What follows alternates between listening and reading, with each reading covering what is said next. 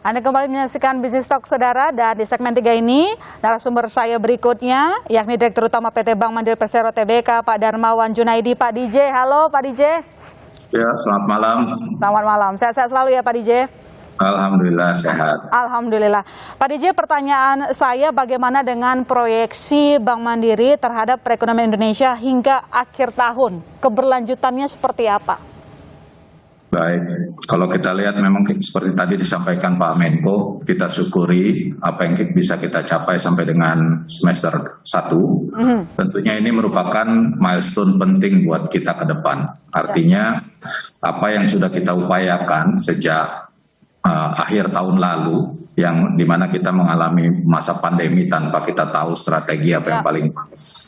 Tapi di awal tahun 2021 kita sudah menyusun strategi yang tidak saja hanya untuk bertahan, tapi juga kita menyiapkan strategi untuk seandainya opportunity untuk tumbuh itu muncul, kita akan manfaatkan strategi pertumbuhan yang kita siapkan. Itulah yang membuat kita bersyukur apa yang sudah kita jalankan ini memberi hasil yang positif, tentunya tidak terlepas dari dukungan pemerintah dengan berbagai program untuk mendukung tidak hanya di sisi supply tapi juga di sisi demand, dan juga ada sentimen dari global seperti tadi juga disampaikan, harga komoditi yang sedang mengalami super cycle ini juga sangat mendukung kinerja dari nasabah-nasabah korporasi kami. Jadi kalau dilihat di semester 1 pertumbuhan dari segmen wholesale korporasi kami itu bisa mengkontribusi pertumbuhan kredit di atas 7%. Ini inline juga dengan pertumbuhan ekonomi. Nah, kalau kita lihat memang proyeksi di semester 2 dengan hasil semester 1 tentunya output yang akan dihasilkan dari apa yang sudah kita dorong di semester 1 ini akan menambah apa yang akan kita lakukan lagi nanti di semester 2. Jadi kita lebih optimis bahwa zona positif akan tetap kita pertahankan sampai dengan akhir tahun 2021. Oke, optimisme tersebut terkait dengan optimisme Bank Mandiri soal pertumbuhan ekonomi nasional? Ya, jadi kalau kita lihat tadi data yang disampaikan pertumbuhan ekonomi paling tinggi tumbuh di Pulau Jawa. Ya. Tetapi kalau lihat dari strategi yang sudah kami jalankan di semester 1, pertumbuhan kredit itu justru tidak di Pulau Jawa, tetapi di Pulau Kalimantan dan Pulau Sulawesi. Artinya memang peluang untuk kita terus dorong pertumbuhan ini, baik itu mungkin munculnya demand di Pulau Jawa yang akan lebih tinggi, tentunya ini yang kita harapkan sebagai kontributor utama nanti untuk pertumbuhan ekonomi sampai dengan akhir tahun. Oke, Pak DJ tadi menyinggung soal mempertahankan kinerja yang positif, tetapi mungkin bisa dielaborasi lagi proyeksi pertumbuhan kredit mandiri dan industri tahun ini. Berapa mungkin angkanya dibocorin? Iya, kalau kita lihat memang sampai dengan semester 1 secara sektor, banking industry itu menyumbang sampai 0,59 atau sekitar 0,6% positif. Artinya ini juga sejak kita mengalami pandemi dengan penurunan tingkat pertumbuhan kredit, tapi sekarang kita sudah mulai positif. Nah, kalau kita lihat memang secara historical, tertinggi pertumbuhan kredit itu bisa 2% di atas pertumbuhan ekonomi. Nah, tetapi itu kan sudah berjalan dengan masa pada saat itu memang ekonomi sedang normal, belum ada masa pandemi. Tentunya kita harapkan kita akan mencapai titik itu lagi. Tetapi kalau kita lihat di tahun ini dengan tantangan yang tetap masih besar ya dengan adanya varian Delta ini, kita memperkirakan mungkin kisaran ekonomi kalau ekonomis kami berada di sekitar 3,6, 3,8.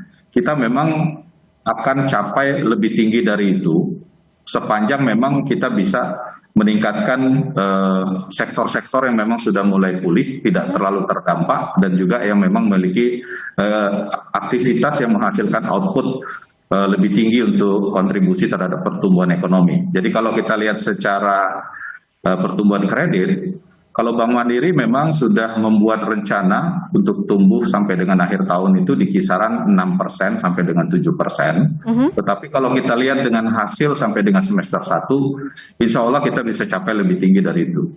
Apalagi sejalan dengan pertumbuhan ekonomi Indonesia secara nasional ini sudah di posisi yang sangat baik di 7,07%. Oke. Menyinggung yang Pak DJ tadi sebutkan, ada beberapa sektor-sektor yang sudah mulai pulih. Artinya kan ada peluang menyalurkan kredit juga lebih tinggi ke sektor tersebut ya Pak DJ. Nah, mungkin bisa dielaborasi sektor apa saja? Ya, kalau di akhir tahun lalu kita memang awalnya hanya memiliki strategi untuk bertahan, tapi kita juga menyusun strategi bagaimana apabila ada opportunity untuk tumbuh. Kita melihat memang yang pertama adalah sektor yang tidak terlalu terdampak, artinya dengan tetap menjalankan protokol kesehatan, aktivitas ekonomi itu tetap berjalan, sehingga ada output yang akan mengkontribusi kepada ekonomi di Indonesia. Kemudian juga yang terkait dengan pembiayaan bisnis yang berorientasi ekspor. Kebetulan korporasi-korporasi besar yang kami biayai di Bank Mandiri ini memang sebagian besar terkait dengan ekspor komoditi yang harga globalnya sedang sangat baik di masa-masa menjelang akhir tahun sampai dengan saat ini. Dan kita juga memanfaatkan keberhasilan dari beberapa proyek infrastruktur yang sudah selesai. Kita melihat memang peluang pertumbuhan itu muncul apabila tujuan dari proyek infrastruktur itu untuk membuat connectivity itu terjadi sehingga aktivitas ekonomi menjadi lebih efisien. Kita lihat itu juga sudah mulai muncul. Jadi kita lihat peluang-peluang itu untuk menumbuhkan penyaluran kredit sebagai fungsi intermediari kami supaya ekonomi itu bergerak dan menghasilkan output yang positif. Dan kita tidak hanya di sisi supply, tapi kita juga mendorong untuk adanya demand dari peningkatan daya beli masyarakat atas hasil usaha yang sudah dijalankan selama ini. Oke, masih menyambung pertanyaan sebelumnya Pak DJ. Cuman mungkin bisa diberitahukan berdasarkan kajian Bank Mandiri, itu selama ini sektor ekonomi apa yang ternyata tahan pandemi dan berpeluang mencairkan kredit? Ya, kalau kita lihat dari data kami, yang pertama itu memang terkait dengan infrastruktur, tetapi yang terkait dengan telekomunikasi. Artinya memang kita mendorong, baik itu di infrastruktur secara fisikal, jadi memang mungkin dari towernya, kemudian juga mungkin hardware-nya, pembiayaan itu cukup meningkat di semester 1. Dan juga kita dorong ini karena memang ada perubahan lifestyle dengan masa pandemi ini semuanya pakai digital. Jadi memang kita lihat ke depan tentunya ini merupakan peluang juga untuk terus kita tingkatkan. Yang kedua tadi terkait dengan infrastruktur secara fisik. Jadi kalau kita lihat banyak jalan tol yang sudah selesai ataupun masih dalam tahap penyelesaian. Kemudian juga peningkatan capacity dari pelabuhan-pelabuhan laut kita. Kemudian juga memang beberapa infrastruktur yang terkait dengan mobilitas, walaupun masih di masa pandemi, tapi untuk logistik itu masih cukup menarik. Dan inilah yang membuat adanya output sehingga masyarakat juga masih memiliki income yang kita harapkan itu akan menjadi peningkatan demand ke depan. Oke, baik. Pertanyaan saya selanjutnya Pak DJ, ini soal dana PEN di perbankan, bagaimana fungsi dan penyalurannya? Jangan dijawab dulu Pak DJ, kita masih akan segera kembali tetap di Business Talk, saudara.